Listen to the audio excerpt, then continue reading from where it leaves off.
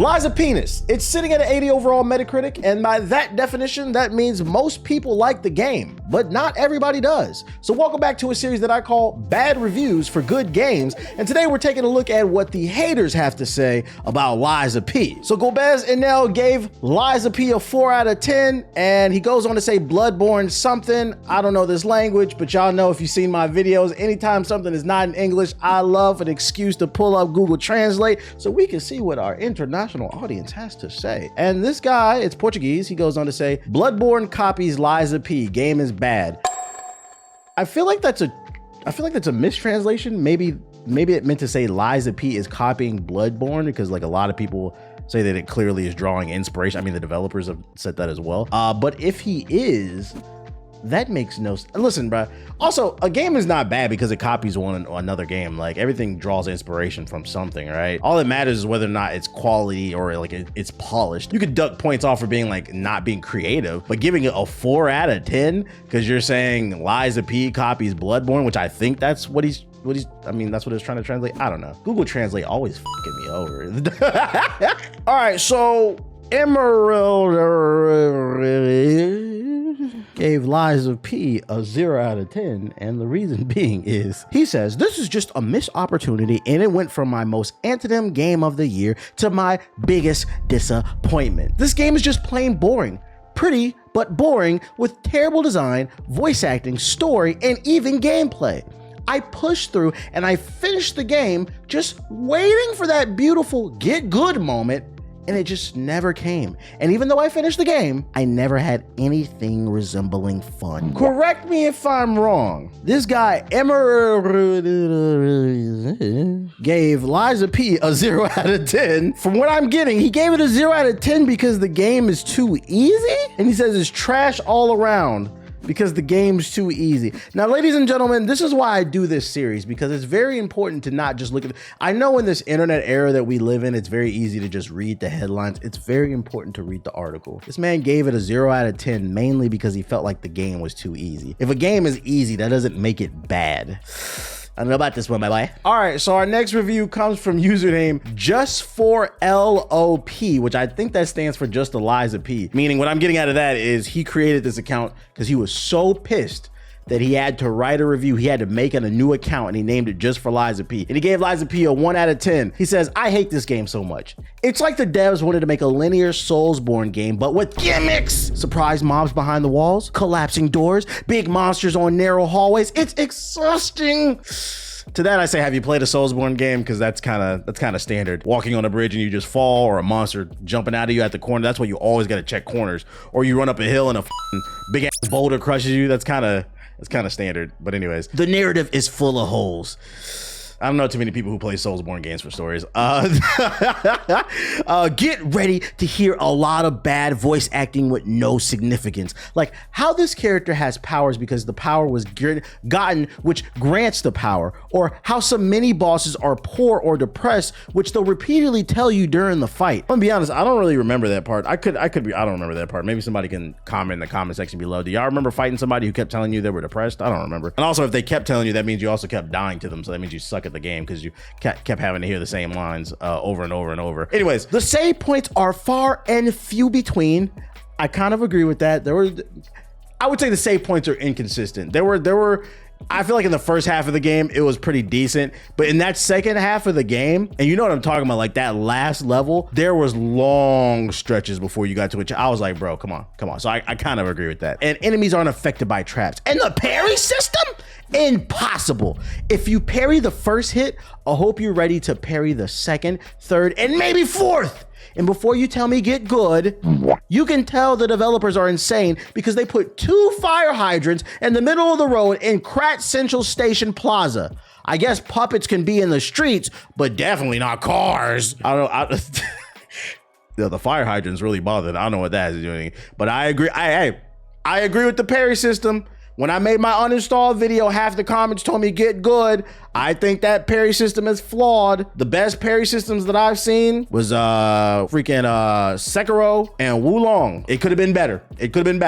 I agree. I could have been. Does this game deserve a 1 out of 10 though? No, because I think the game does so many other things really good that I completely disagree that it gets a 1 out of 10. But hey, you're entitled to your opinion. You're entitled. Dwight Schrute gave Lies of P a 3 out of 10, and he says this is a $60 price point for terrible, janky boss animations and a combat system that isn't fleshed out in the slightest is rather insulting. Wulong blows it out of the water in terms of boss fights, and the game isn't even good at the end of the day. Damn. The biggest offender is the guard parry skill, which just straight up has a window that doesn't exist in any real consistent and reliable sense.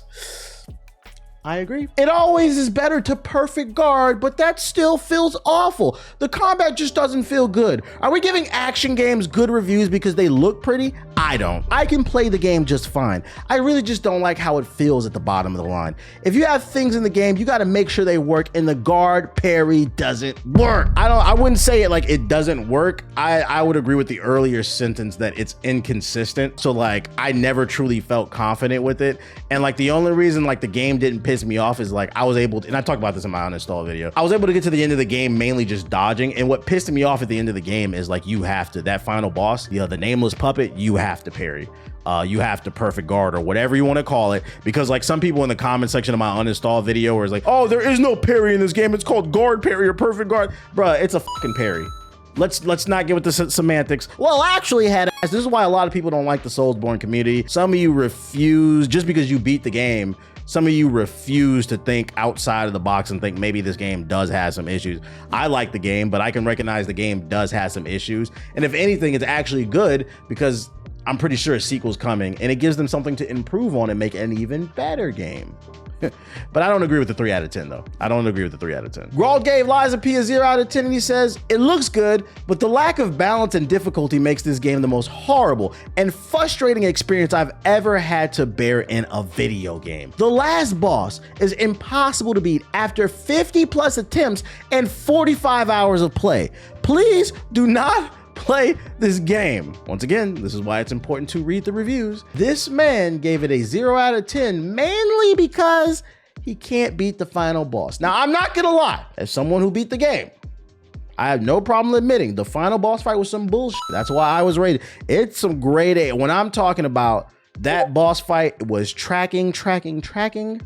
That boss fight was tracking like a Marine. But I still found a way to get around it. I still figured out how to beat it. So I'm not gonna lie, I think I'm gonna have to side with the Soulsborne community on, because they're gonna tell you, bruh, get good.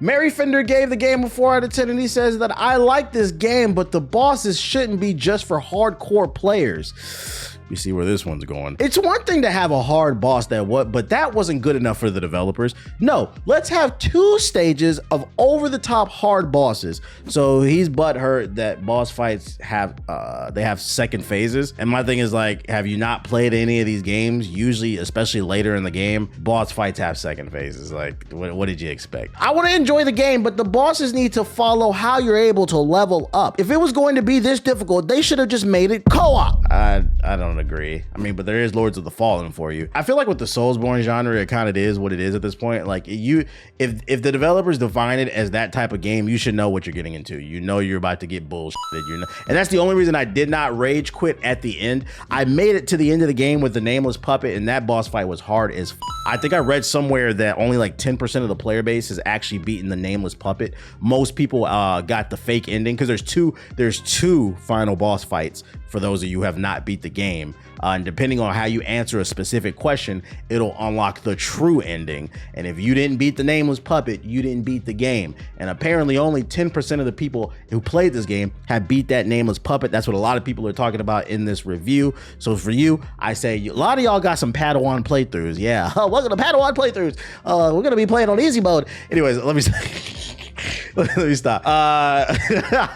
You should just know there's gonna be a second phase. I don't understand why people are bitching about this. At this point, the genre is what it is. If the developers define it as a Souls-like game, just expect to get hoed. I knew what I bought and I thugged it out. And even though I raged, Even though I had problems with the game, I spent my money. I'm like, I'm beating this game, bro. Dark Anthem gave Lies of P a 1 out of 10, and he said the difficulty is huge even after the update. So for those of you unaware, when the game first launched, people were complaining that the game was too hard. So they patched it and they made it a little bit easier. And he said even after the update, the game's too hard for him. Games are not supposed to be that hard to try. So many gamers stop playing it. No, you stop playing it.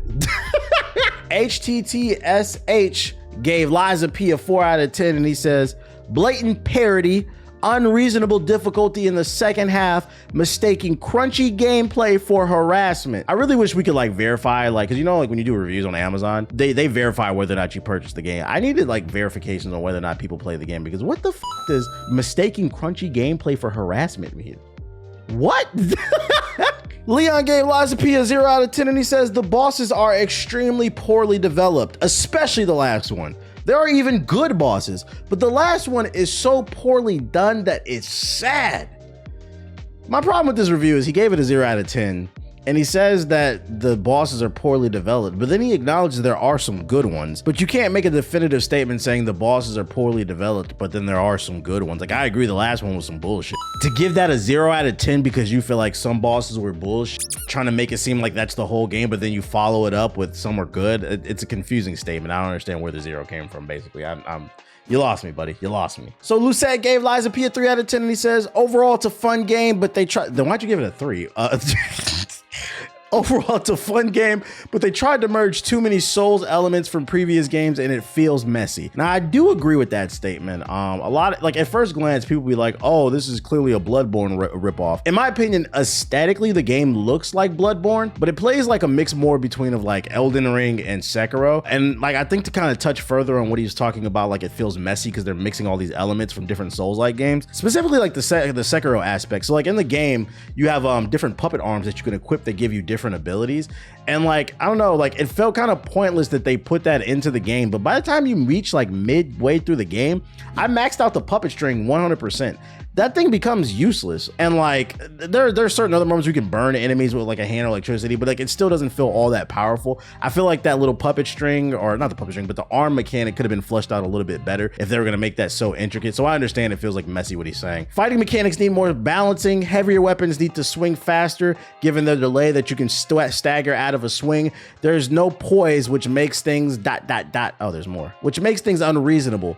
There is sort of like a poise. So like in the game, if you parry people enough, eventually you'll either break their weapon or it'll open them up for a heavy attack, and then you can get like crazy damage. The problem that I have with the system is, unlike in Sekiro, you can see their poise bar, so you can see how many times you need to parry them in order to open them up for some heavy damage. In this game, you just guess. And the problem with that is a lot of times I'd be parrying, and then out of nowhere, the guy that I was fighting would get like tired and would open him up for like heavy damage, but I was never ready to attack. At least in Sekiro, there was like a visual cue, like get ready, you're gonna be able to perform some heavy damage. So a lot of times I would, and these windows, when you're fighting bosses, they're very tight. So a lot of times I would miss out on some heavy damage because I simply wasn't ready when I was about to stagger them. There is a poise bar in here, it's just you cannot see it, and I think that's stupid. But yeah, that's what I disagree with him. Sully gave it a 3 out of 10. He says the game's too hard. Dark gave it a 0 out of 10, and he says this is a bad copy of Bloodborne, absurd history, bad combat design. I wish you would elaborate on what's your issue with the... Look guys, if you're gonna leave a review, if you actually care about games, please elaborate on what your issues are with the game. People don't gotta agree with you, but it will help the developer better understand, and if there's a general consensus, maybe the next one they can improve it, if you actually care. But what the fuck do you mean by absurd history? The game is based off like Pinocchio. That shit ain't real either. About a little puppet boy whose fucking nose grows when he lies. What the fuck are you talking about, bro? This game's got absurd history. What? This next one comes from Huey. Gives it a 0 out of 10. Don't know what he's saying, but you know what we gonna do? Google Translate, boom. And he says 0 out of 10 because it's too difficult. It makes it impossible to enjoy the experience. So basically you suck. Read the reviews, people, seriously. And there you have it. That's what the haters have to say about Liza P. We're all entitled to our own opinion, no matter how stupid it is. And if you want to hear some more stupid opinions, why not check out my video on why I uninstalled Liza P. It is a funny montage of me having fails, raging in the game, and then at the end, after I beat it, I go on an epic rant. And if you want to hear an epic rant about Liza P, click the card on the screen and find out why I uninstalled Liza P. Please.